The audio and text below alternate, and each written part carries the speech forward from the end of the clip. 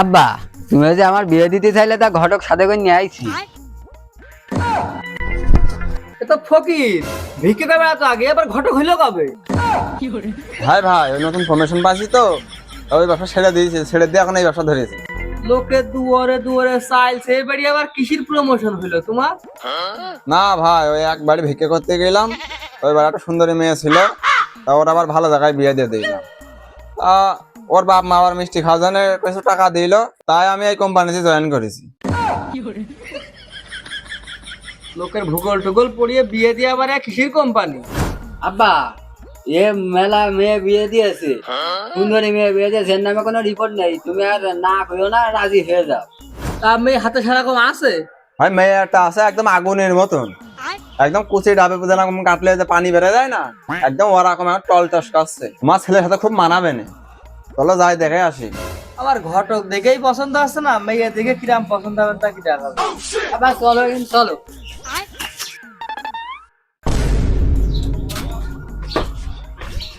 ভাই তা মেয়ে কিরাম দেখলে? ওই জামা পায়জামার উপর তো সেরাম দেখালে সেরাম দেখলাম। আমার বাপও তো কম লইল না। আরে শোন, বিয়ে 10টা দেখে একটা নেব, তুই অত ব্যস্ত হচ্ছিস কে? আরে তোমার বিয়ের সময় তুমি কি করিলে? প্রেম করেই করতে দিলাম। এই দেখ, আজ নেই আসলে কেদের গায়ে মেরে বেড়াইলে। ভাই তুমি যাই কও, মেয়ে তোমার পছন্দ না হলে আমার কিন্তু বিশাল পছন্দ হয়েছে। তাহলে বিয়ে তুমি করে নাও, আমার ছেলে দেখার কি দরকার? দেখেছো দেখেছো আমার বাপ মুরব্বী মানুষের সাথে কিভাবে মরছে।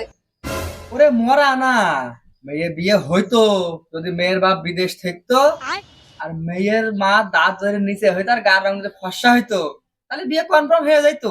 এখনই বিয়ে দিনে চলে আসতাম তো না। মেয়ের সাথে মার সম্পর্ক কি? তুমি বিয়ে করবে না, ছেলে বিয়ে করবে? যদি আদলা কান দেয়, ওর মাথা খাওয়াই দি, তার ফকির কত বড় কথা বললে আমারে, হ্যাঁ? ও ছেলে এত করে কষ্ট, তা কিছু হচ্ছে না, আর আমি করলেই দোষ। মাথা দিয়ে এক ঘা। বিয়ে করবো, মেয়ের বিয়ে করবো, মেয়ের মার দাঁত উঁচু হোক আর যাই হোক, তা তোমার সমস্যা কি? আরে সমস্যা আছে পাগল, তোর বাইসা কাইসা হলে বেকায়দা যদি একটা ছেলে মেয়ে নানির মতন দাঁত উঁচু হয়ে যায়, তো ও কনে চালাবি নি তুই? আহা ভাই, আপনি তোমার টেনশন করা লাগবে না, এখন দাঁতে কিলাম বসিয়ে ওই গুণো তার আছে না, ওই গুণো তার দিয়ে টানা বেঁধে তুলে দাঁত এমনি সোজা হয়ে যায়, কোনে ভাবা লাগে। দেখলিন তোরা ফকির কিভাবে আমার জ্ঞান দিচ্ছে, দেখনি কত বড় শোনা, আমার মুখে মুখে তার আমার প্রযুক্তি শিখাচ্ছে ও।